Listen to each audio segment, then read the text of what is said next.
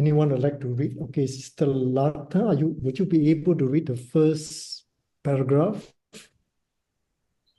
Then followed by Brother Utai Kumar and Brother Mukesh.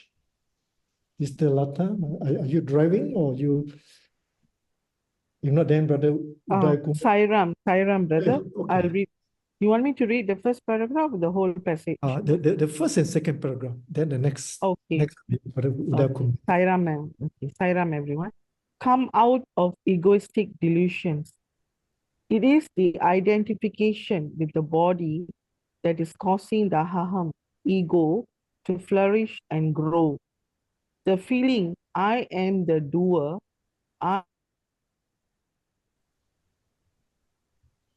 Oh, sister, we lost you. You're muted, sister. Okay, we lost you. We lost you. Right. Okay, never mind. Let me move on. Okay. Okay. Oh yeah. Okay. You're back now. Can you carry on? Okay. I am the doer, I am the enjoyer, and I am achieving success. Is growing constantly in man. Students, you must realize that victory or defeat is not the result of your actions or spiritual practice. Immersed in your egoistic delusion, you are imagining that you are the architects of your fortunes. You can see in the world numerous instances of failure in spite of heroic efforts. You can also see examples of successes achieved through very little effort. Instead of quoting failure, relying on your own efforts and getting dispirited, put your trust in God and offer all your actions to Him. You have to realize that little depends on your efforts alone.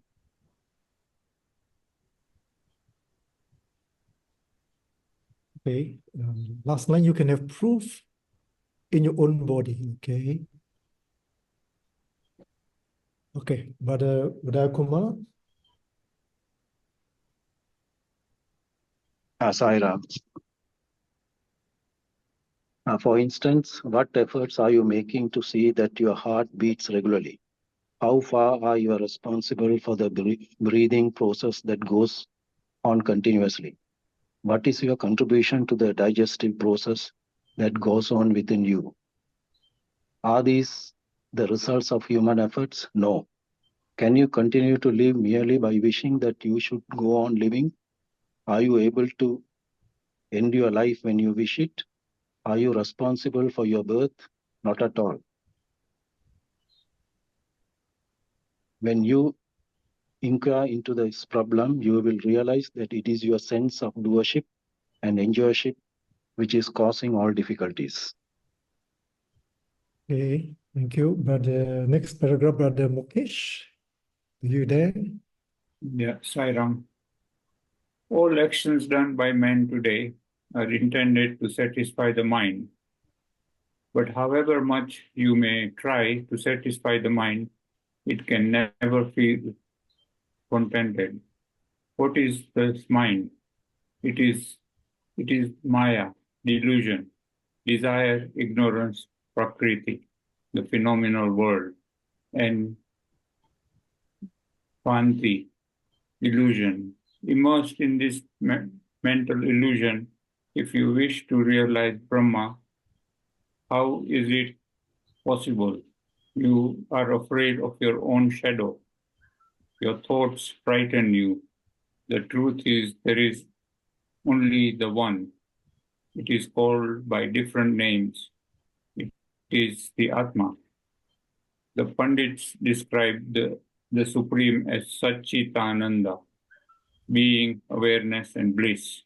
This is not correct. He is Sat, he is Chit, and he is Ananda.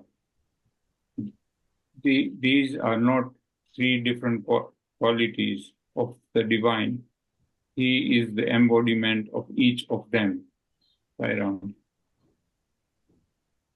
Thank you, brother. And then we have got two questions, which we will come to the questions later on, okay? So what we intend to do is to try to understand paragraph by paragraph. So let us now look at paragraph 1, which says that it is the identification with the body that is causing the aham, the ego, to flourish and grow.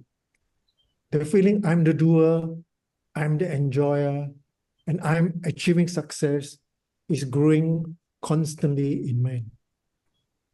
And we know that the ego is a cause of problem in life, it's a cause of sufferings. Ego is a cause of family problems, divorce, anger, and things like that.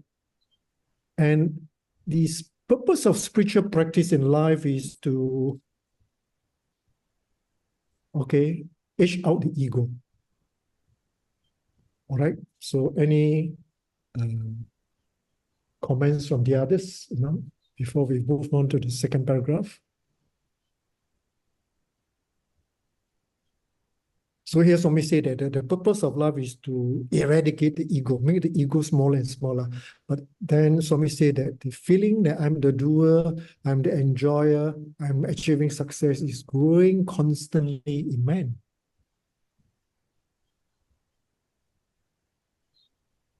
Billy. Yep. Okay.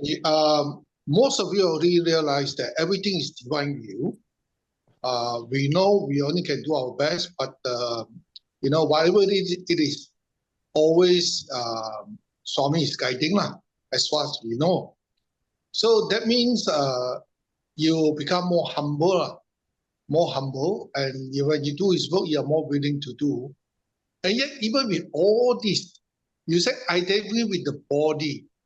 Then the question is, even we do all this, being humble, loving, helpful, and serving, all that, when it comes to the body, I don't know whether you call it attachment or not, because whatever happened to the body, we do have this, what I call connection, the pain, the suffering, the difficulties that we have to go through. So does it mean that, any attachment with the body is ego? Silent. Okay, anyone like to comment on that? Can I say something, Brother Billy? Yes, sure, sister. See, we should first know that about the word aham, ego. Aham is the subtlest part of the inner instrument, subtlest, the last one to get dissolved in a human body. It is not matter. It is a kind, not even energy. It is the closest to I am, which is the consciousness. But most of us think that aham is the ego in the very wrong sense because we are attaching it to the body. So when we talk about ego, we think it is only the body, which is the body, which is not at all right. Because even the great spiritual saints, and can you hear me? Oh, yes, carry on. So even the greatest of spiritual saints, till the physical body disappears from the life ends, the ego is present in the sense of aham, which is not the ego which we think. But for daily living, we need that ego. For example, if Ramana Maharshi was walking, it has been said, if he was walking and somebody turns and says, Ramana, are you coming here? He will turn. That does not mean that is the ego in the sense, it is the ego which is very necessary to the end, but that ego is not a body attachment ego. As long as you are attached to your body, that feeling will always be there. I am the doer, I am the enjoyer, I am achieving success. And as Swami says, it is getting more and more. Unless we go to the depths and go on introspection, you will find it is beyond your mind, intellect, and the subtlest chitta, after chitta comes the ego. Sairam, if I have made some sense. Thank you. Excuse me. Yes, Saram, thank you, sister. Okay. Anyone else like to comment on the paragraph?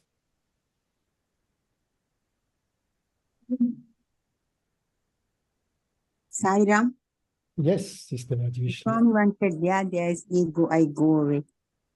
Ego means selfishness. You just have to get rid of that. It's the first step. Sairam. Okay, thank you, sister.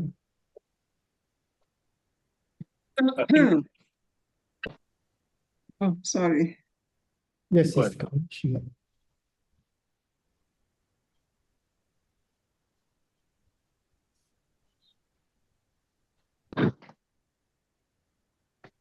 Okay. Otherwise, let's move on. Okay. No, wait, just once. Sairam. Suresh? Actually, no, it's a very, very good point, and it's really need to think about this, because at some point Bhagavan also mentioned that remember we had a huge study circle in Crystal Crown Hotel many years ago when Zone was asked to do the study circle. We were saying that I am I. I am I.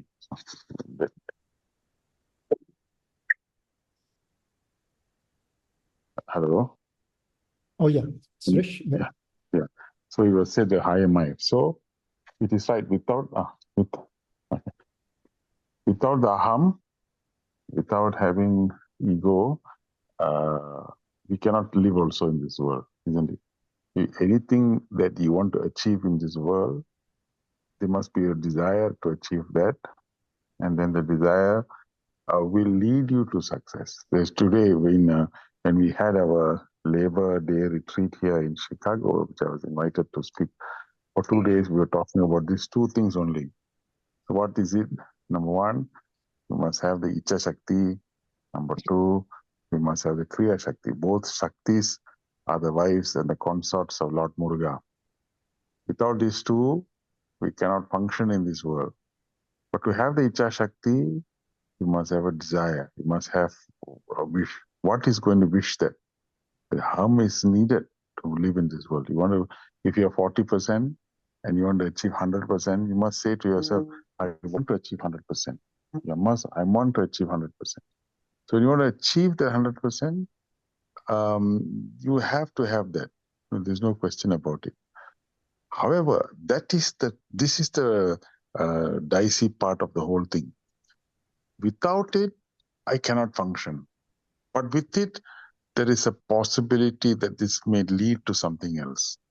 This is the reason why it is necessary for us to understand the importance and implication of spirituality. What is the role of spirituality in ensuring that the I is used for the purposes of progress, for the purposes of advancing, but more importantly, for the evolution of the soul. Then the I, as what Baba said, that finally that aham is asserting what? Finally it goes back asserting, claiming, and realizing the larger I, which is the Atma.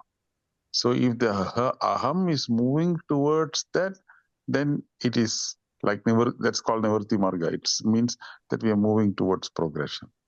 But if the aham is taking us into the world and getting ourselves dissolved and enmeshed in the worldly pursuits and forgetting our own inner nature and identifying ourselves with our existence, then we lost. Then we lost the game, you see. So this is just the two direction in which the aham is going to move forward.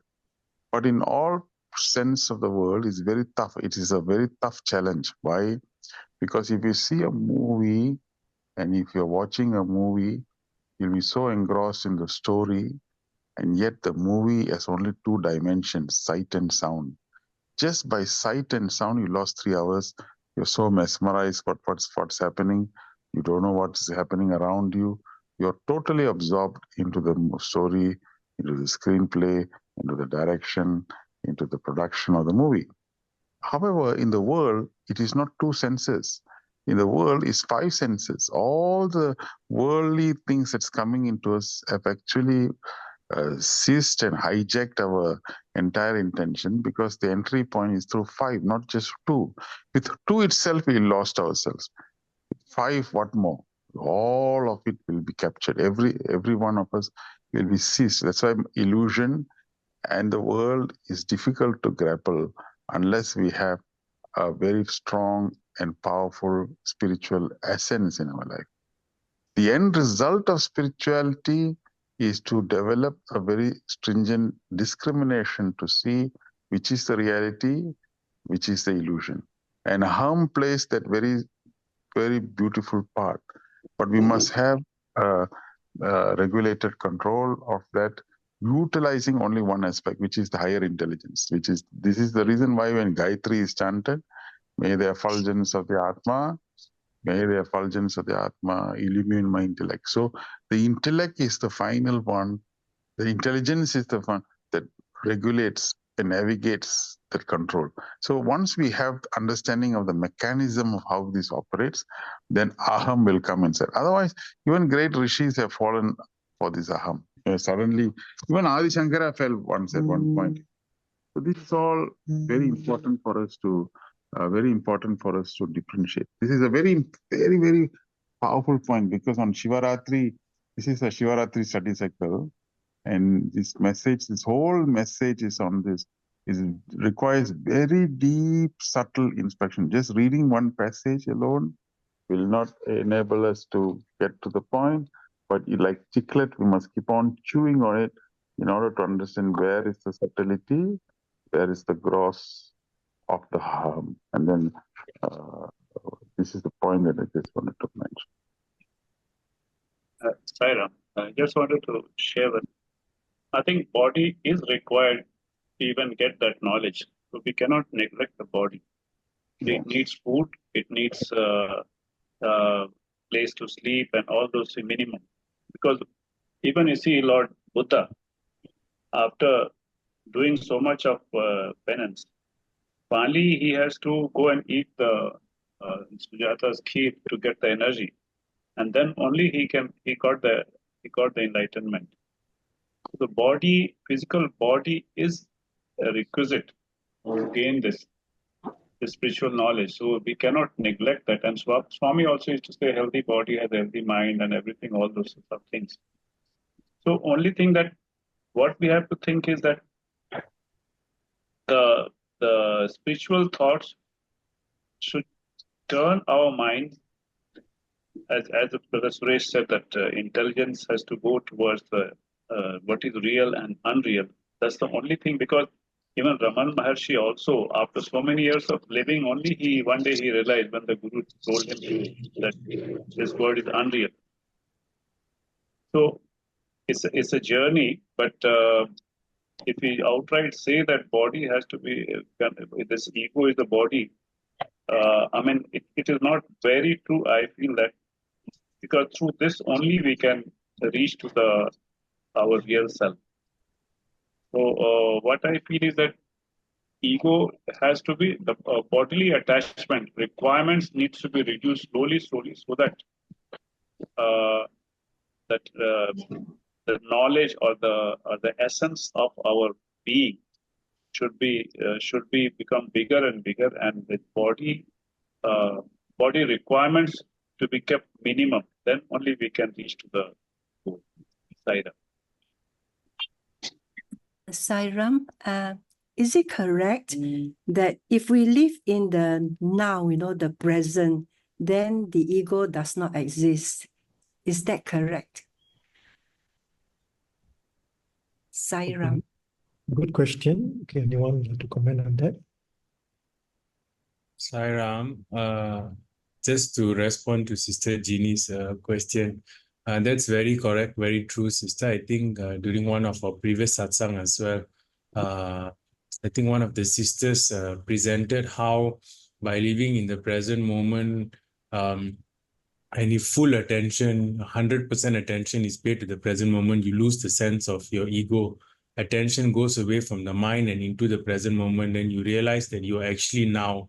Now meaning that everything which is in the moment for you. So by shifting your attention in this way, expanding your conscious attention in this way, you realize that you are left in a greater space of consciousness, and it kind of it takes a lot of practice. It takes a lot of practice because your mind will somehow or other pull you back to your attachments. But the more you get a hang out of it, and the more you keep on practicing from day to day, and you deepen this grounding into the present moment experience, it's quite easy for you to lose your sense of the ego and the ego's grip on you, and live with each moment, knowing that you are the moment itself, and the moment is you. Sarah. Thank you, brother. Okay, thank you. Saram, I think living in the present is good in the sense that if you are doing Swami's work or Swami is happy with your work, or you're doing something good, but if you're doing something that is materialistic or worldly, then it's a different issue. Right? Saram. Sairam, you're worldly, you need the Icha Sakti and Jnana Sakti. But if you want liberation, you have to get rid of ego completely. I don't, that's what I think. Sairam. No, actually, this is very interesting. James brought a very interesting point. You know, if you're going to steal, if you're going to enter into a house and steal something, your entire mind is focused on how to unlock the key, unlock the door, and your entire attention is spent on whether anybody is in the house or not. Your focus is on looking at where the jewelry is going to be. So you're really in the now. You're really in the exact now.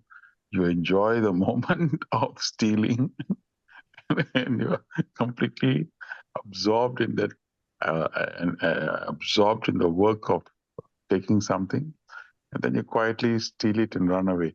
Then he is in the now. And then when you ask him, how were you so successful? Didn't you have no fear? No, I absolutely had no fear. I enjoyed the whole process. It was really, he is in the now. Definitely he is in the now. But he is doing something that is not there. So the now is a very powerful state of existence. It is complete mindfulness and totally absorbed in the moment. Can you hear? Yep. Okay. Sairam, sorry, and I think there's two ways to look at this. At a very superficial level, when the mind is still working, that is not fully in the now. A very good example is when you look, let's say you view a mountain right in front of you, a huge mountain right in front of you. If you spend whole attention at the mountain, you lose the sense of self itself. That means you don't exist. Yeah. So if this is let's say the thief, he still has the sense of self. The mind is still functioning. So it's not fully in the now yet. Yeah. So in that sense, Savitan, that is what I wanted to qualify. The point of the story is that even the now has got to be redefined, you see. Otherwise, everybody will think that doing something in the present, it means it's in the now.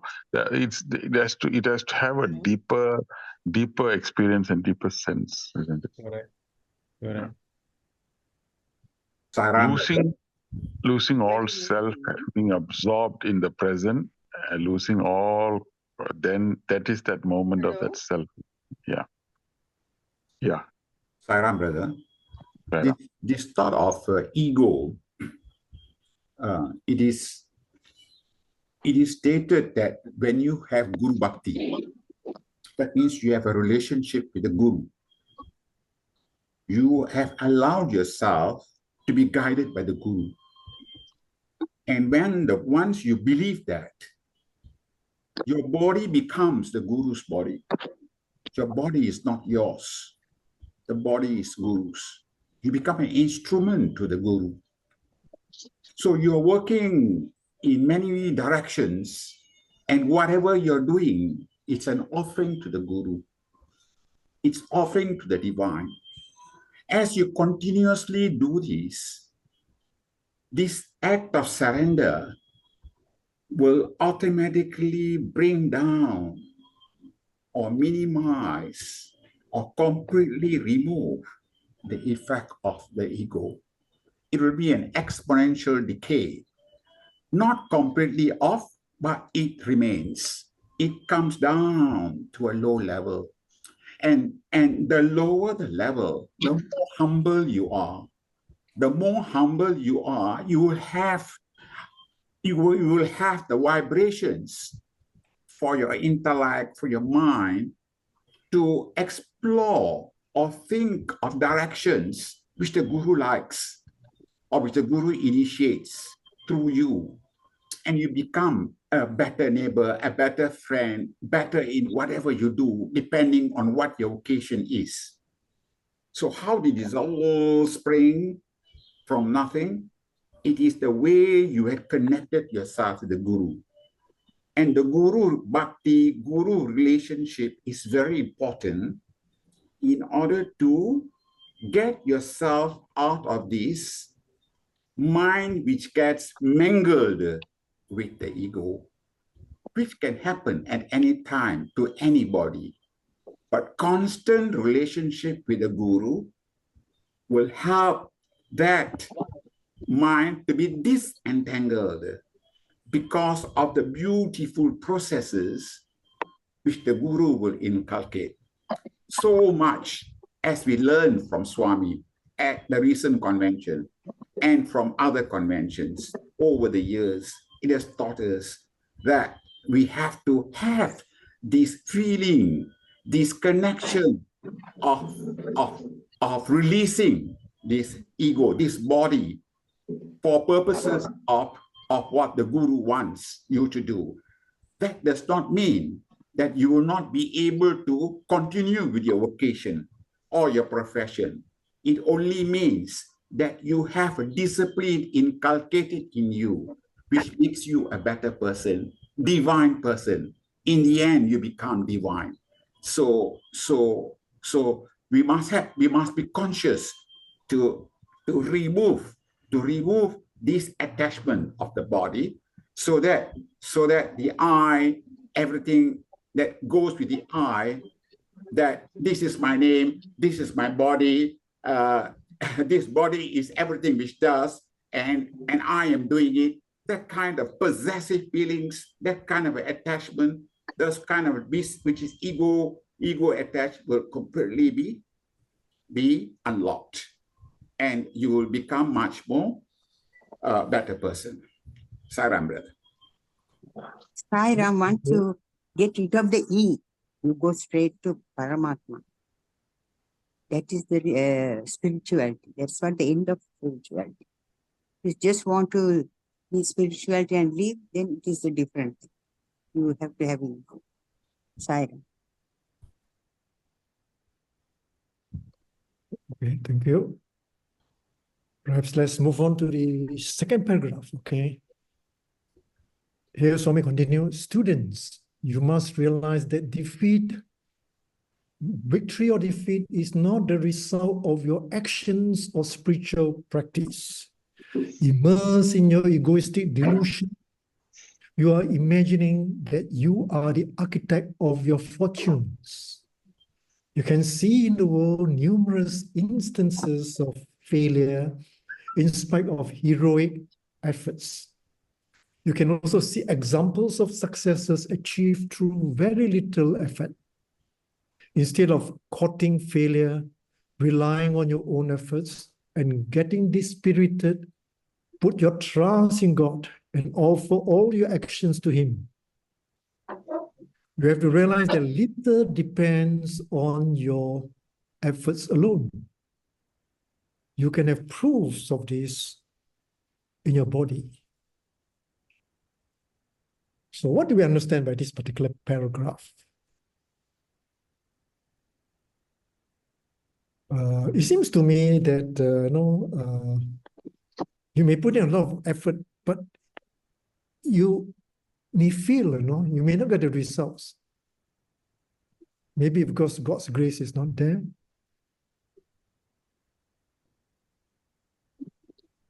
And you may not do anything and you still succeed, okay? Because you put all your faith in God, all your trust in God, and offer your actions to Him. So maybe let me share an experience here, okay?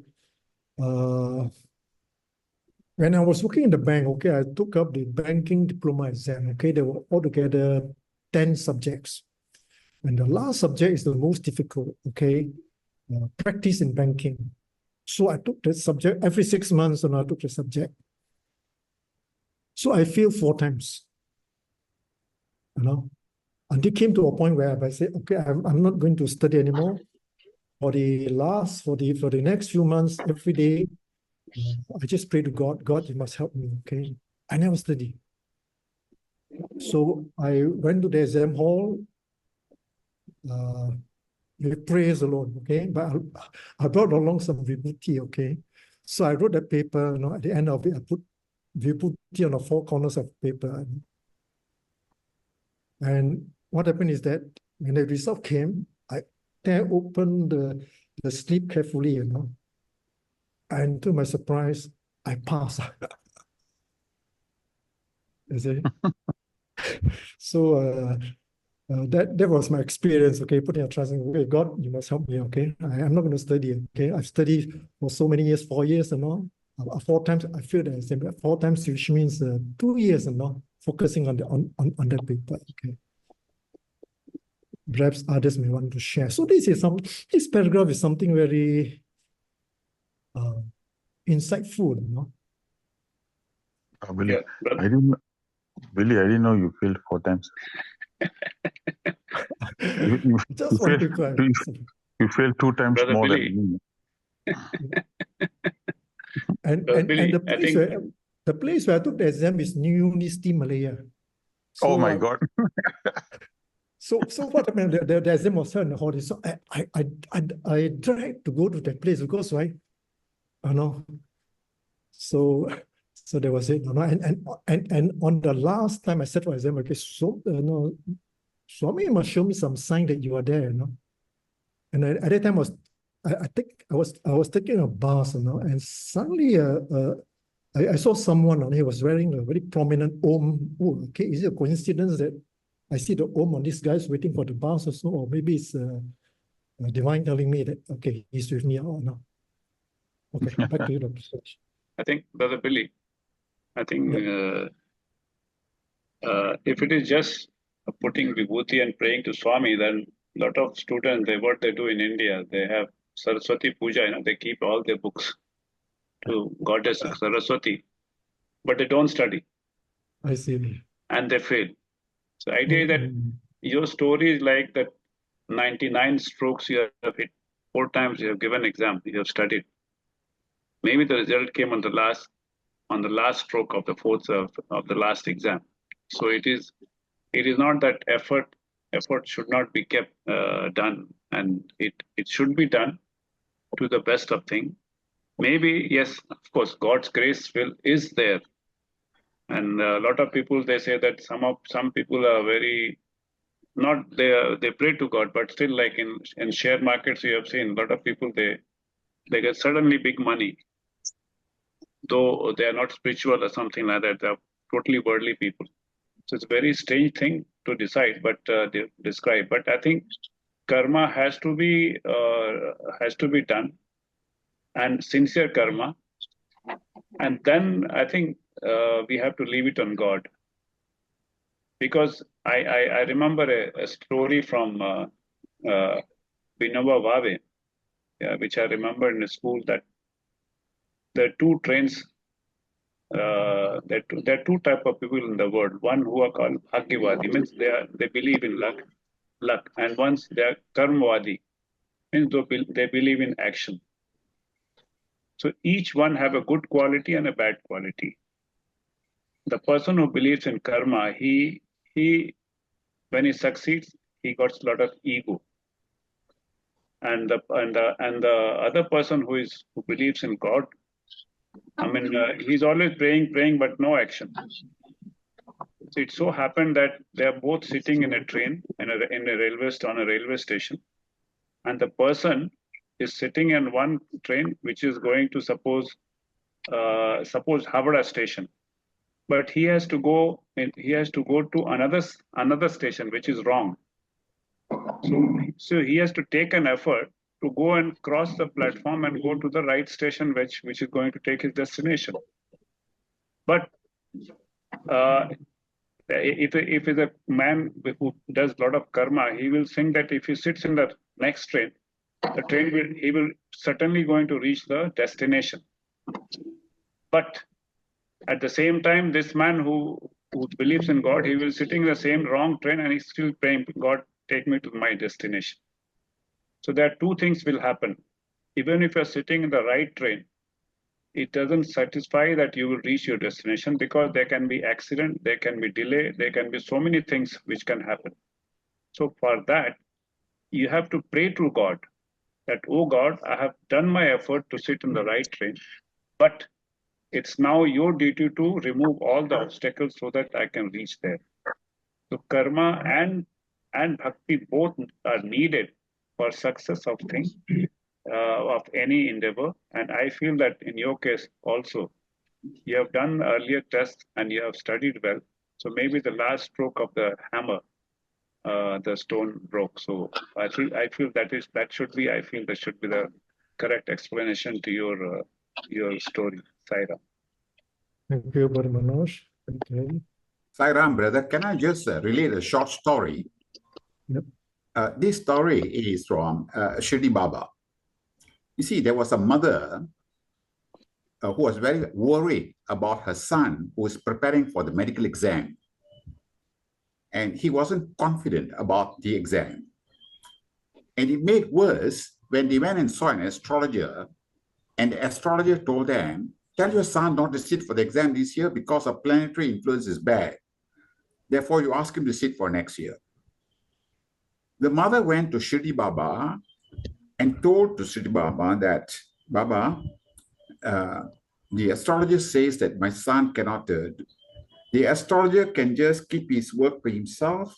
Tell your son to think of me and study for the exam. And he will pass the exam. So the mother was very happy. She bowed and prayed to Swami. And she went back and told the son. The son sat for the exam. Before the son sat for the exam, the son had discussions with his friends. And the friends found that his notes were not really adequate for him to sit for the exam. His preparation wasn't good. But the boys told to the friends, I will pass the exam because Baba said so. And he sat for the exam and he passed the exam. So here is a case where the divine intervention helped him to pass through the exam. It appears so from the story. It's very difficult to say whether it is a lack of preparation or whether the preparation was adequate to pass the exam. But definitely the predictions of the astrologer was cancelled by Swami's words. Sairam, brother.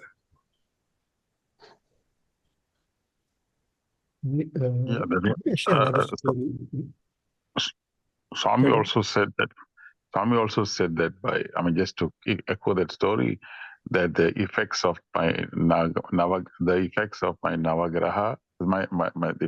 my anugraha will mitigate the effects of navagraha. So he mentioned that. So there one is by grace of God, there will be a lot of mitigation, but that's one more dimension to that. And then Brother Manoj's point about that hitting the thing at the 100 stroke is actually that, because in terms of effort and in terms of result, everything is time, you know. Sometimes some people, you may see that he's not exerting effort, but he's getting the results. But in his previous life, he may have exerted a lot of effort, and today he's not exerting it, but he's already exerted that, and the results may come like this. Results does not necessarily mean effort must immediately give you the results. Whatever efforts that we have done, you know, in lives, accumulated lives, will reap the rewards according to where at the appropriate time. So sometimes we always look at it at a monodimensional existence, and we see that it should be linear. Actually, it's not true. It can come like that. So that's also another point to make. But our key thing is that we need to make effort. Example, effort also. Yesterday I was telling them that if you're a bhajan singer and you just come and you keep on doing bhajan, you are remaining there. You're very comfortable and you're happy. You're just doing that part of the work. Whereas you may be doing it for 5 years, 7 years, 9 years, 10 years, and there you are. But somebody else comes into the center, just newly came into center, and then he's striving, and then there's a strive to sing bhajan and then also go for seva, and he wants to know about Swami. So the effort is exerting to know more and more about themselves. Now this group of people is there for many years, but it is at the same level. But a new person who comes in now is struggling to know. So we must now find where the gaze of grace will be. Will it be on a person who is just comfortably doing like that? Or will it be in a person who is struggling to strive for something better? So that is what Swami said, grace is proportional to effort. And when you have a proportional sign, if it is to be replaced, then grace is equal to Fe, where F is the constant, where faith is the constant, and effort is the action based upon faith. This combination of faith and effort is what brings the grace. So this is the formula for life. Actually, this is the formula for life. Grace is equal to Fe. So faith is the constant, effort must be continuously exerted. And then they put another clause there. In the effort, exerting effort, they put another clause. Do not look for results. You see, the effort continuously put forward, no need to have results. Number 2, become detached to the results. See, when you have these two. And number 3, one easier way of sealing up the argument will be dedicate that effort. Oh my God, I'm not even supposed to have the effort. I'm supposed to do my effort, and then I'm supposed to be detached to the results, and I'm supposed to dedicate it to God. See, the combination comes in now. So now I'm just exerting effort, that's all. I don't care too much about anything else. So now what happens? I'm now in the stream, and I'm in the flow now. Once I'm in the flow, I enjoy my work. Once I enjoy my work, then I'm in the river. And any river in the world knows how to get to the ocean. And I will reach my sea. So this is the flow of life, and that is what it is. What spoils it and what contaminates it is sometimes the aham.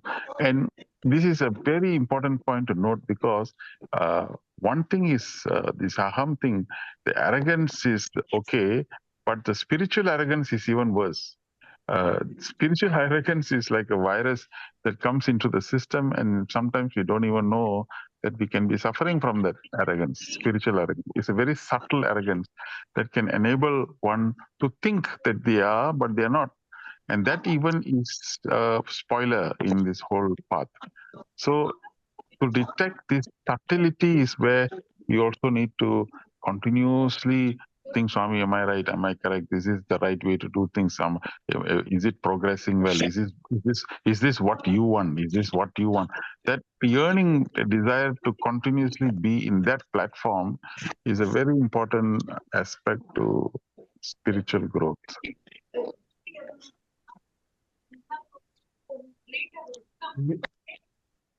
Okay, Dr. Suresh, anyone else?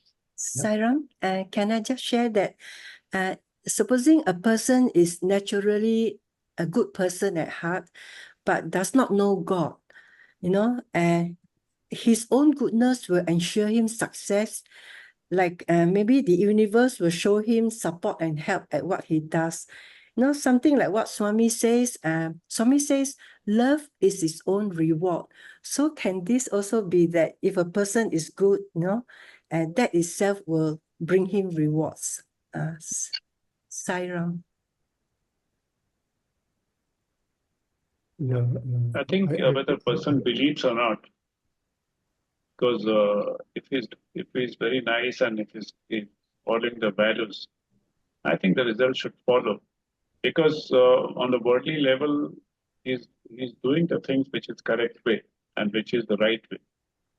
Yes, what happens is the faith, when faith comes, it gives us, it insulates us from the results. Because if I have faith in Swami and I continue doing, then I will not worry about whether the good thing will happen or bad thing happen. So this this person of a good character or something, he will be successful, but there will be always a fear of not succeeding will be there. But when faith comes, when he knows that God is there to take care of him, it's a confidence and everything increases. And that is how he will, even if the bad thought comes that I will not be successful, it will insulate, the faith will insulate. The Swami is there, why should I worry? God, my God is there to take care. The person of good should or can also get success because of his good character and good work. But yes, there'll be always a worry within him if the faith is lacking the faith. I think so. Right. No, actually, Brother Manoj, that's actually hitting the nail, because I sometimes when I hear around here, they teach values. Many parts of the world, they teach values, but they don't teach the values within the context of divinity, So you are trained to be good. You're trained to have human values. You're trained to live in this world with values. But when you live with values and you go along in life, it is not necessary that people whom you interact with or circumstances that you're in will be value oriented. In fact, people who live with values will always have a lot of challenges. Therefore, there will be lots of hardship, and the safety net for that is the faith. That is why people who live with values, if you do not have faith, you will find sometimes it can be quite depressing also to live like that. So to have faith is completely a package thing. That with values and faith together, we can proceed in life will be much easier and much better. One more thing is that if there's a good person will continue to be good, do good, do good, do good, do good. But if you keep on being good and doing good and always generating goodness, and in the process, you're not accumulating any new vasanas or any new desire. That good person, eventually the mind becomes subtle. The good person itself may be connected to his own Atma. The Atma will slowly start to bubble in him an intuitive nature in which he wants to seek something higher. It will be a self-regulated system in which a good person looks for some higher truth. Which is why Einstein, if you notice, he started with physics, but towards his life, he went into metaphysics. Because the truth is like that. When you seek, when you just do that, it will lead you to that higher path, to the higher one. So you may start with goodness, but it may lead to godliness. So this is how that cycle works like that. So because every individual will have an Atma. An Atma is, once we surrender to that part, that will drift and take us to where it should be going towards, is without any interference from the mind. So this is why we need to be good, but we also need to make the goodness flow in a direction so that it is completely sealed. Goodness and faith must come together. And Swami said, that's the only way you can have confidence, because Baba said, only with faith can you develop confidence. Confidence to practice the values, that's another thing. Faith will lead you to confidence, but confidence must make sure that will give you enough strength to practice the human values in life. So this is a double combination. Like malaria, you have pyrimethamine and sulfadoxine, double dose of drugs. to kill off the parasite. Sai down. Can I share our experience? Sure. Sure. Yes. I have two daughters. And both of them, they went to Balavika classes. They went regularly and got their certificates. Then they joined the youth, and they also taught Balavikas. And later one got married and went to Canada, and one is still in Sri Lanka. And the teacher wanted me to teach Balavikas. I told her, I'm not well educated, I can't teach. She said, no, you have got up two good children, why can't you teach? You teach what you taught your children. And she just went. And what to do? I had to teach. So I went regularly and taught the children. I was a student teacher, actually. I took my daughter's Balika's books and I started to teach them. And I also taught about the world, everything, my experience also I taught them. I was learning from Balavikas. While teaching these children, I also learned a lot.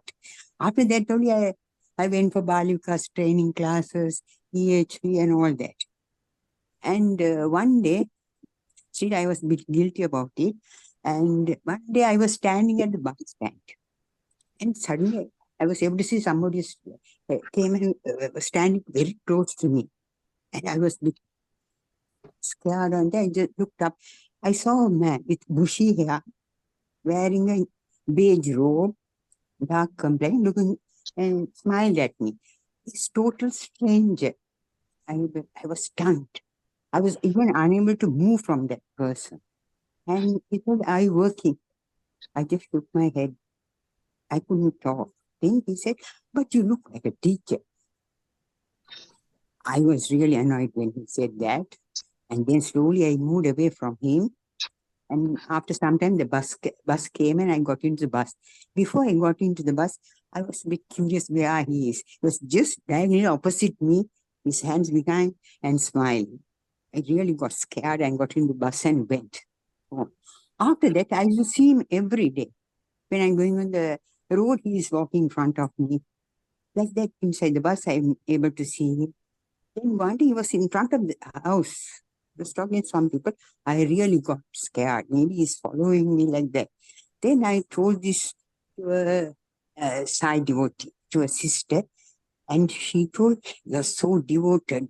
At that time, I was in the peak stage of devotion, in the 90s, Swami. Always Swami, holding my Swami's hand, because my husband was not there. So, she told, maybe Swami. Then only I struck, maybe Swami. Then I actually 100% I didn't believe. Then after that, I couldn't see him. He never came like that. So, everybody was saying that, but I also, somebody else shared the same experience, which that person also had. So that was it. When I went to school, but I didn't study. I was doing helping and running here and there, because I can't sit in one place and study. I'm always, I was a bit hyper, always helping my mother, keeping the house clean and decorating the shrine room, all this, and very religious. And praying, singing, and always in the cinema and the songs and all. So it was like that. The teachers used to advise me, but they say, your sisters are studying so well, why can't you study? Because my sisters, they got all commended report each term. And I was in the middle only, not down or up, middle. But I don't study well. Even if I'm studying, I'll listen to the radio and only study. So I didn't pass at all. But I was an average student. But all the teachers liked me. And later on, I got married. And because they wanted me to get married, I got married and so many things happened. But always for me, God was there. There's another experience, I'll share it another time. Siren. Thank you, sister. Okay. So, we will then... Billy. Yep. Sorry, Billy. James here. So the discussion with God, of course, is very good. But there are also other religions, even Buddhism, they don't use God. But they know when they do good, you do all the sadhana, all that, they'll be merged. And somehow you will also reach enlightenment, you also reach self-realization. which they may call enlightenment, but we know it's actually merging with God. It's the same. It's just a different words. Maybe they don't use the word describe as God. I don't know. That's how I feel it. The way I analyze, see it, it's the same. The method, everything the same. The foundation, the way they build their spiritual practice is all very similar, but they don't use the word God, you know? Yeah. But for us, we use the word God only. Silent. Yeah, you're right. Because in some traditions, the word God is substituted for higher intelligence, universal intelligence. Anyway, the issue here is that anyone moving towards a higher state of consciousness, which is the objective of the Satsang organization, is to elevate human consciousness to divine consciousness. The consciousness that is above our existing consciousness, whether we label it as X, Y, or God, but there is a higher state of consciousness that we are supposed to move towards. And consciousness means higher awareness. So the greater and greater awareness that we possess, larger and larger wisdom we possess. So this is what we should be moving towards. So it's either, yeah, you're right. There's no necessity to label something as God. So in fact, that's what in here, especially in these circumstances, so they have a sensitive issue of putting God. So we have substituted that instead of, okay, don't mention that, but mention something universal intelligence, higher intelligence. After all, the planets are moving without colliding. The cells in our body are functioning without, and Swami himself mentions here the heart is beating.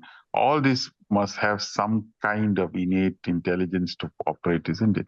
So that innate intelligence that makes this whole world move, there must be some order towards that. Others have seen and labeled it as a term, three-letter word God. You don't need to worry about that. You put another name towards it. So in that sense, you can substitute, I suppose. Yeah, I think so, because even in Buddhism, there is no God, but at least the disciples have faith in Buddha's teaching. So finally, the faith comes here, and which gives the strength for them to progress in that path. So the God name is not a necessity. Like in Muslims, it's Allah is formless. And somewhere in also Brahma, and in Indian philosophy also we have formless gods. Also, people believe in a lot of sects in India. They only believe in the name, like all the people from Bias and all, they Namdhari and all those. They just repeat the name, God's name. So I think the main thing is the faith, whether it's in the Guru, whether it's in the name, whether it's in the thing, that is most important, and that gives the strength. Yeah. Because I think the technology is that we need to depend upon something higher. Yeah, otherwise, we will never, even the child who is crawling and do not know how to walk, the mother is looking, come darling, come here. So he's looking at the mother. So he's now standing for the first time on its limbs. So, and then the eyes of the child is glaring and staring at the mother. The child himself does not know that he has the strength to walk or not, because this is the first step. So he looks at the mother. He's depending on the mother to capture. And see, he doesn't know anything. He's just focusing on the mother. And then when the child is taking the first step and the mother is rushing forward to come forward in case the child falls, he has to depend upon an external force even to walk. So that faith that the mother will catch is what that makes him take the first step in this world, isn't it? So there is always a dependence upon. That dependence upon even the child growing up requires and depends upon the parents in order for him to succeed.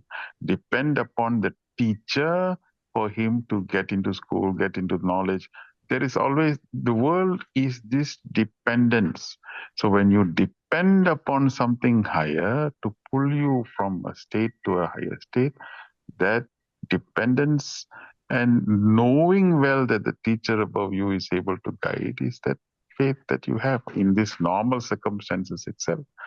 Then to know something that is even higher, there is a dependence. Once we get into dependence and dependence, then you turn behind and turn around, then suddenly you come to awareness.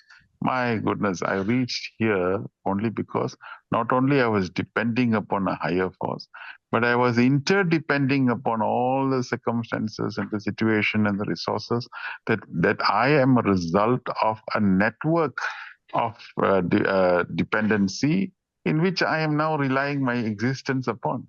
There's a whole load of people supported me, not in this generation, in the previous generation, in the previous lives. So many people have now created in me. Therefore, I am a result, I am a result of past effort. I myself am a result of past efforts, isn't it? Past efforts. So many people's effort. Some people think that it is my effort alone, but actually, to be honest, it could also be my father, my grandfather, my great, all these people's effort is what that created for me a circumstance and situation in which I can proceed with spirituality. See, it's interdependence. So what happens? Immediately an expression of that is gratitude. So I'm so grateful to this, grateful, connected, and gratitude is the expression of grace. So Swami said, if you want to have grace of God, the first thing is to have the feeling of gratitude. The moment we have more and more gratitude, it will lead to humility, because that means to say that I am nothing, you are everything. In fact, the expression of that is in the prayer itself. I believe started with a prayer. See the last line. It's a very powerful line of all the 5 lines. The last one. Oh Lord, take my everything. Can you imagine? Take my everything and let me. So everything he has to take away. That means even take away my identity, take away my I, take away my mind, take everything away and just let me be a hollow flute in order for me to play your instrument. Now, see that sensation and that expression of that is also a beautiful way of achieving an element of faith for our own spiritual evolution. So now in this discussion of aham, as we keep on discussing, one of the mirror that we need to look at every moment of our time is to see, okay, how much of this are we having? Now, that's the important thing also. Indicators of aham, whether we are experiencing this aham. So, for example, when we achieve for example, we can see that happening. Oh, this has happened here. Oh, when I was there, I did this. When we exert so many times the word I in every activity that we do, then that is an expression of that aham coming to indicate that you are doing it. You are doing it. You are doing it. My God, that is, I am doing it. I am doing it. I see that comes in our conversations also. If that I comes in to assert that you are reminded that you have been doing it, and you tell everybody and you continuously exert that, then that aham subtly is escaping from its existence and coming to remind us that you are doing it. So therefore, that also is an indicator. So we need to find the aham indicators in this world to denote that we have the aham, because that is where we must catch it. We must catch the thief when it is exerting itself. That is how the purpose of this discussion is not a philosophical discussion. Yes, we need to have the philosophy, but it's more of also to remind us how to catch it and nab it before it becomes an infested disease within ourselves. So this 2 approaches we must do. One is to become aware of the signs and the significance, but the other is to be alerted by its implication and consequence on our existence and interactions in the world outside. So these 2 together makes us become very vigilant on this, because this is the actual thing in spirituality. The whole idea is we can get rid of this, we're already achieving that. But this won't be easily got rid of. It keeps on coming back. Which is why even I was, when I read Adi Shankara's story, man of Advaita, total realizing, can you imagine the highest realized Advaita philosophy, I and you are one, I and you and one, is the proposed. And yet at that height of that time when he was walking, the Chandala came in front of him, the move, he said, what do you want to move? Then man said, move, you want me to move the body or the spirit? So then he looked at the person who is standing this. How come you're asking me such a question? And then he realized that it was Lord Shiva who came. And then he also came to realize that Shiva himself came to realize, the Shiva himself came to appear in front of Adi Shankara to remind him also. There's one, as what sister said earlier, that subtle aham is still there. Without that, we can't function, but with that, it can become an hindrance also. That vigilance, that very slippery line that can go that side or this side is a problem. I had that experience when I was the final stage performance that we did in for what is it, Chinese New Year. That experience was there in when I was doing the Chinese last production, which Swami, this was the final lesson. After 12 productions, this was the 12th production, final production that we had. Swami was coming at 3 o'clock, 3:30, almost 4 o'clock. He was coming into the hall. Everybody was getting ready. The stage was already set, sound system already there, and I was in my room. And normally most of the time I just give the sound to somebody, and they will go to that uncle's place, and he will give the CD, and the CD will be played. There's no big hassle, and then I will just go to the side there and sit there, and then I will sit in a point at which I would see the stage, and I will also see Swami. So, for me, I've done that work. I've already finished all my things. I went through rehearsals many times. So now my thrill in life is to watch only his face and look at the dialogues and look at the experience of the stage and watch his response. For me, that was the biggest thrill, ecstasy. So I like to see his eyebrows raise and at which point the smile is coming and all that. So I'll sit. For me, that was my personal, enjoyment. So, but I'm getting this feeling in my heart that check the sound. This thing is coming in my heart. Check the sound system. It keeps on coming. So finally, I telephoned that brother who was asked to go and check the sound. I phoned him up. He's inside the sound system. Sairam, brother, you check the sound system. Yes, already checked, brother. You check the CD, all okay, brother. Nothing to worry. You're all ready. So I put the phone down. But when I'm getting ready to come to the hall, my heart is telling, go check the sound. So I finally go to the sound room. I myself, I want to check. So that uncle told me, brother, your devotees here, Sai devotees here, came here and already checked the sound system, brother. Everything is okay. Don't worry. Put up with this. Nothing will happen. No, brother, I'd like to, uncle, please, uncle, I want to check the sound system. I said to him. So he put the sound system, he put the CD inside, and then I put the earphone, and the voice was okay. Everything was okay. Then I took out the the earphone. Then uncle said, see, I told you everything is okay. Why are you?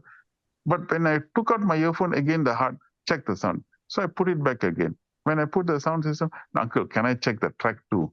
Sir, track 1 is okay. Track 2, everything will be okay, sir. He said like that. So I said, no, I just want to check the sound system. So I went to track 2. When I checked to track 2, first few seconds, everything was okay. Then when suddenly, from that onwards, there's no sound. Hey, what is it? So I checked track 3, no sound. I checked track 4, no sound. My God, I was shocked. My heart started to beat. Hey, uncle, there's no sound here, uncle. What's happening? So he also was funny. He said funny. Then I took out the CD. There were 6 CDs. I put all the 6 CDs because we made duplicates. All the 6 are not functioning. All the 6 no sound is coming. Oh my God. So we tried everything in the thing. The sound is not coming. Now Swami is supposed to come. Anytime he will come inside. Do you know, you look at the embarrassment. He will come inside and he will sit there. This is Chinese New Year. In Chinese New Year, everything must go perfectly well because Chinese, everybody, all the devotees, this is a celebration. Now, if he sits there and the play starts, first track, everything goes well. There's 16 tracks in this particular CD, you see. So first track, everything goes well. Second track, somebody opens the mouth and the sound is not coming. Everything is stuck. The whole play will stuck. And what will happen? Bhagwan will look at Dr. Ravi, who was then the zone chair. And then he will look at Brother Billy. He's the chairman of the Chinese New Year celebration. He will look at Billy. Billy will look at me. Billy will look around and look at me. And then I will look at who I don't have any. It was, I tell you, it was one of the most panicky situations ever. I had no other, I had nothing. I just closed my eyes and said, Swami, this is also your Leela. All the sound system, we listened in the room. It was okay. I don't know what is happening here. I know this is your Leela. I really prayed hard. And suddenly the music started. Music started means Swami is coming inside. So I really prayed so hard, it really, like, you won't believe this. Suddenly one devotee, one of the youth, Swami student came inside. Swami student came inside. He said, Sairam, brother, what's happening? I said, brother, the sound is not coming, brother. I don't know why. Suddenly he know what he did. He picked the wire, put here, put the wire, put here. Don't know what all he did. And suddenly at that time when Swami was walking inside, the earphone I put, the sound, the tracks all started coming out, and the music, everything came very well. So the music came well. The uncle said, sir, I don't know what's happening. In Puttaparthi, this has never happened. The uncle told me. So I quickly jumped over. By the time he crossed this side, I crossed over to the other side and sat where I sat. The play came out very successfully. Everybody was happy. And all were, Swami took the arati and Swami left. Then I was looking for this boy. So I went to the veranda. The boy was seated there. I went to him. I held his hand. He said, thank you, brother. Thank you so much for helping. At the last minute you came. Lucky you came. Are you a sound engineer? He said, no. So you know something about the sound system? He said, no. Then what did you do, brother? How did you know? Nothing, brother. I saw some wires there. Whichever wires that was there, I pulled out. Whichever wire that I needed to put in, I put in. So I was so, you mean you don't know anything about the sound system? He said, no, I don't know anything. I just put whatever wire. He just put whatever and the thing worked. My God, I said to them, final reminder, Swami's final reminder. Before this is the final presentation, reminder to me and maybe to others as well. What is that? I am the eternal script writer. I am the eternal director of all plays. Remember that. Always remember that. See, the point of the story was it's a powerful, powerful reminder. You can write, you can do whatever you can direct. But understand that the mover of the puppet is I am the one. There is nobody else. So for me, that thing is so, it was really a powerful reminder to show that the doer is him, doer is him. So all the time, whenever we do anything, Swami, you are the one. Why is this what you want? So even for presentations, like today when I came for this place, presentation, I asked, Swami, is this what you want? Is this presentation, is this how you want it to be? What is it you want to speak? What is it you want to tell people? You tell, whatever you want to tell, you tell. I'm just a dummy piece. Just do it. So you just allow yourself to be used, allow yourself to be employed by him, allow yourself to be like that, not to have the feeling that I know. So just do, and then dedicate. Okay. And everything goes well. Swami, this is your thing. Swami, this is your sadhana. This is your just to continue, because any slightest thing you move away from that, the arrogance will start coming inside. Oh, I am like, oh, I have to, oh, when that feeling comes in, my God, it's one of the most deluding, because you remember this whole idea was overcoming delusion. The delusion will come in only when the hum comes inside. So just keep like that all the time, knowing that he is the doer. So every small thing, even it's not spiritual thing, even in the workplace, even in whatever that we are trying to do, continuously to feel that he's the one, like that. So that dedication and discipline is a training that we must keep our mind, and continuously we keep this, then we'll attain an element of purity. See, as the day I was mentioning, at the physical, mental, intellectual level, we operate in this world. But what is our job is to go to the Atmic level. The shifting of the physical, mental, intellectual to the Atmic is what is called Chitta Shuddhi. When we keep on purifying our consciousness, we go to the Atmic level. So when we start moving to the Atmic level, traces of the physical, mental, intellectual interaction will always accompany us like a shadow. Anytime the shadow will jump on us, but to make sure it doesn't take over and seize us and hijack our agenda, the focus must be on the Atmic state of always to remember That's what Baba said.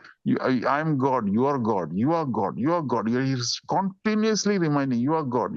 So that reminder to know that this state, and God means doesn't mean great, God means purity, God means that consciousness must continuously. So for that to be done, we have to keep on reading Swami's literature. We have to keep on coming. And best is, of course, as what from our experience, focus on the mission of Sati Sai. So here when we came USA, we are now launching all over the place, Sai 100 activities, getting devotees to be more and more excited about all the things. Just focus on his work. By Swami's 100th birthday, more and more people to participate in some of this. Like now in Malaysia also, they launched that many programs. So participate in one, if not all, at least one or two, you pick up something, and your whole life you dedicate to that particular activity and make it successful, and then dedicate to God. Even small thing also doesn't matter. So somebody asks, like what, I'm a housewife, I got no time to go. It doesn't matter if you have housewife, you're working, you've got children. Yes, it's important, but you can ask, hey, I'm not coming to the center, but at least can I, what is it? You need to make a few phone calls, let me make it for you. Or you have to make some food, okay, I'll make some. Your earnestness to be part of it and do something when you have a little bit of free time is the dedication that you possess towards achieving that. So that is what this whole life is all about, is to keep on contemplating and thinking of the divine all the time. Yeah. Saira. Just wanted to share when Suresh, you were talking that the ego part of it. I mean, once we realize that we are like, suppose this body itself, which is there, it's all genetically from the parents, and the education and the facilities, everything is come from the parents only. Apart from that, the society is there to give the institutes, the colleges and everything. Then there are books written by the writers, there are teachers with. So finally, if we go on expanding our achievement and giving credit to all people, then the ego itself will become small. And finally, I will say that, oh my God, there are so many brilliant people. So there are so many rich people. There are so many more intelligent people. But why me? Why I have got this success? And once we start realizing that sort of thing, I think we will diminish our body attachment and our ego. And maybe we will be able to move towards our real goal. And I was reminded of once, this Sanjay Saini, he was supposed to speak in the hall after the bhajan. So he had no nothing in the mind. He said that I didn't know what to speak, but after that he spoke 1 hour. So he was saying that I just came from this thing at office, and then I said I have to speak in this to the devotees. He said, I just went to the samadhi and touched my head. As Swami, you speak through me. And he was saying that to swear that the moment I touched, all the knowledge, all the thing, what I'm speaking to for 1 hour, it has come from there. Till that, before that, it was all blank. So what I felt that maybe in the ego, what we are there, the mind gets blocked, and mind wants to think, I must do something good, I must tell something new, I must entertain the people. Those sort of thought comes, and it reduces our ability to think and connect to the source from where the knowledge is coming.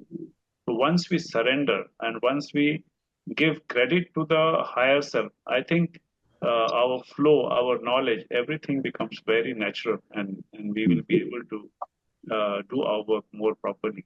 So that is what I feel that ego has to be. If we just start the gratitude part of it, if we just start thinking, maybe I think we'll be able to live a much egoless life.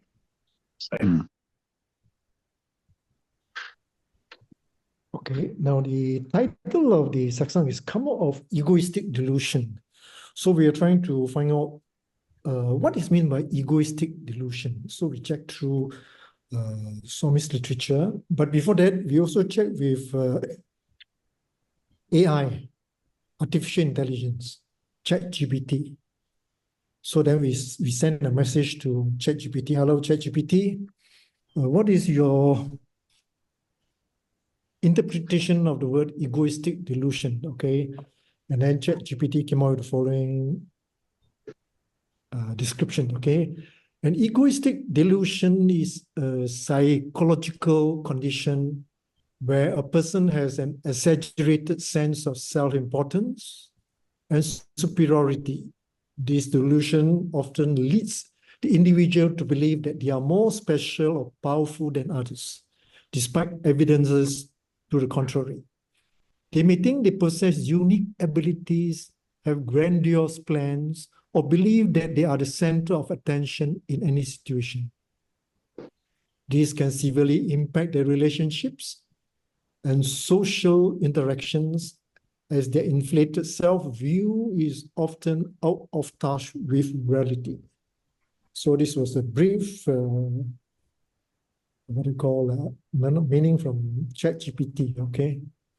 I think maybe somewhat similar to what we see in the world today, you know, people, what they call, join the rat race to get a bigger mansion, sports car, you know, more and more luxury items and things like that.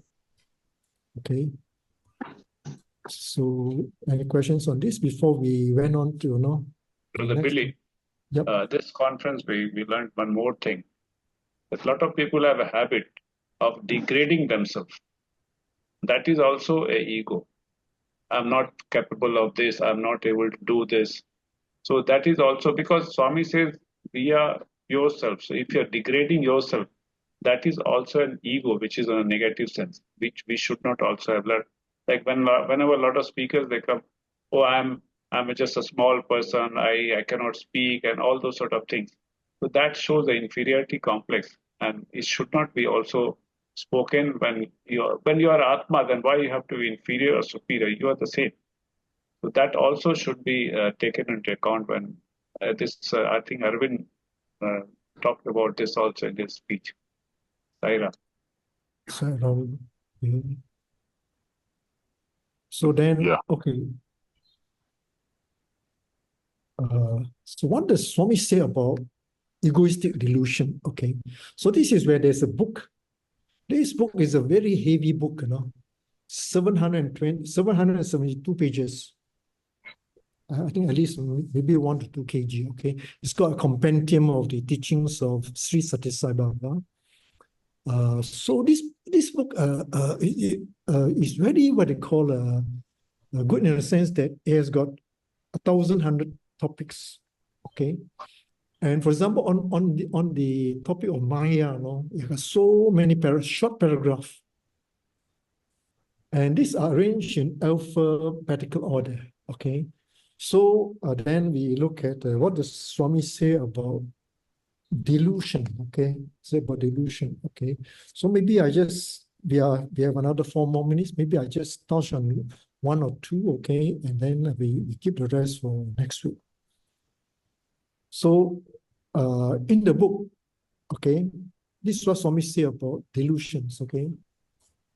Today, as different people follow different paths, the delusion is also increasing. This delusion is leading to more and more confusion. As a result of this confusion, you lose the fuse that connects you with God. Today, people have lost their connection with God. The fact is that you are God. I'm God. He is God.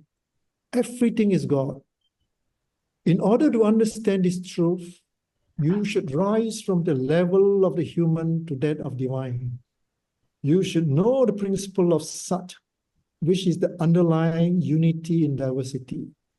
You should not give scope to differences based on form. You should know that you can get bliss only from God. God is your true property. You are in God. He is in God. All are in God. Keep this unity in mind. Give up all differences. Okay, and somebody also say, there's also a one-line message about delusions. The mind of man is responsible for all his delusions.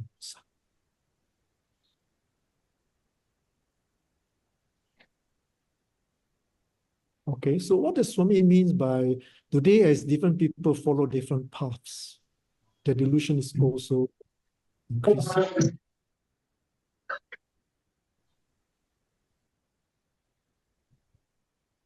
What do you think of this? Okay. Can you repeat again what you want the question is? The first line, okay, today as different people follow different paths, their delusion is also increasing. What is meant by follow different paths? I think different paths means like they are attracted with different gurus. So maybe what I feel that they're talking about. So the more, if there's one highway, you can take one highway, but there's small lanes, too many lanes. So you are not sure whether you're going to the correct highway or not. Maybe this one is longer one. Of course, all will reach, but the longer one, then short one, or something like that. So what I feel is that this is what talks. Yeah. One of the best stories, I think, to illustrate this point is Ratan Tata's story. Ratan Tata was biggest billionaire in India. So somebody interviewed him and asked him, when were you moments of happiness that you had? So Ratan Tata said, firstly, I was very much interested to attain riches. So he went and said that when I started getting all these riches, I was happy. But then I started to accumulate valuables. I was happy. I was getting valuables. That's another part. Third, I was wanting to acquire industries and so on.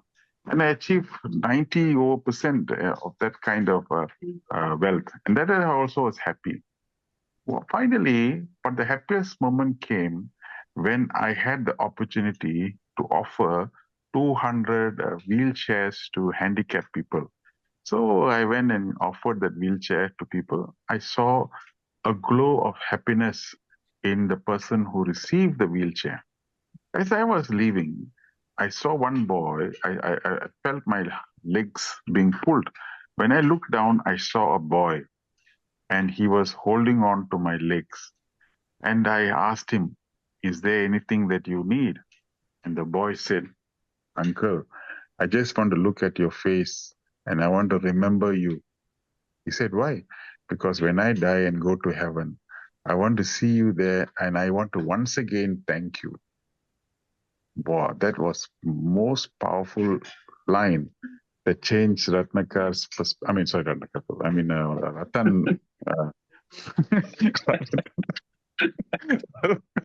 Ratan Ratan Tata's view of life and perspective, and he became one of the greatest philanthropists at that point of time. So you see, different paths, then finally you reach a certain path, and that became powerful.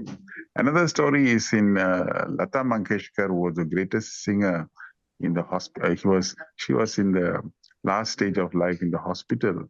She said, I have the biggest palatial house with multiple rooms, bedrooms, and yet I am now in a small little room in a hospital. I have all the luxury cars in the world, the biggest and the best cars, because she was one of the world's most famous singer, you know. She sang so many, because she was in the Guinness Book of Records also for the largest number of songs. Yet she's got the largest number of fleet of cars. But today, I'm being wheeled around in a wheelchair. My bed back home is made of satin and so many other luxurious material. But today, I'm now in a hospital bed. My life, there's so many places that I have traveled, I've been. But today, I'm only traveling within a small room. This then is life. One must not get carried away by the things that you see and by the things that you experience.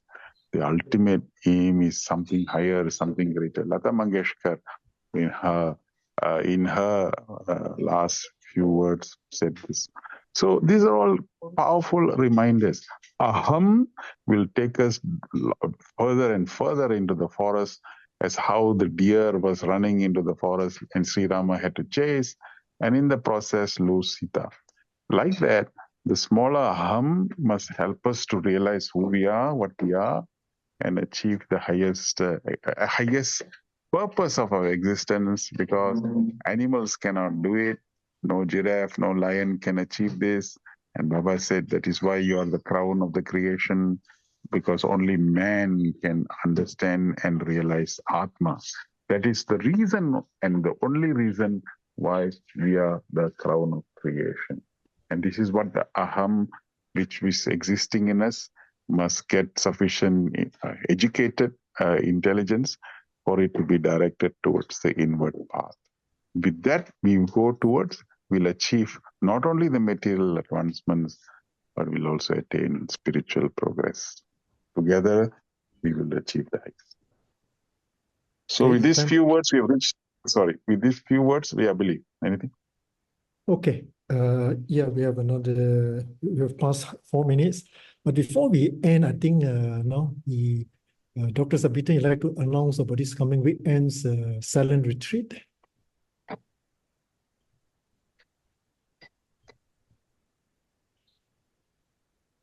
Okay, this coming weekend, we're having what we call the silent retreat at Broga Bliss. I think we have about 2 more seats to go. Okay, and in this retreat, we will also go, talk about things like this, the Atma, and how to, experience the Atma through silence, So those of you who are interested, you can please contact me. Okay, is the retreat is at a place called Broga, among the hills and the trees. Okay, it's a very nice, serene place. Okay, so okay, back to you, Dr. Suresh. Yeah, thank you. And actually, quite a lot of our people here in Chicago also want to participate in your silent retreat. Maybe they want to next time travel to Malaysia. The next session you're having, Sabitan. So probably you may get an international audience. Okay, so next week we will talk about what Swami said about delusion. Okay, there's so much mention about what is meant by delusions. Okay, so until then, we meet next week. Sairam. Sairam. Om Samasta Loka Sukhino Bhavantu. Samasta Loka Sukhino Bhavantu. Samasta Loka Sukhino Bhavantu. Om Shanti Shanti Shanti. Sairam, God bless. Sairam, thank you. Thank you. Thank you. Sairam. Sairam, brother.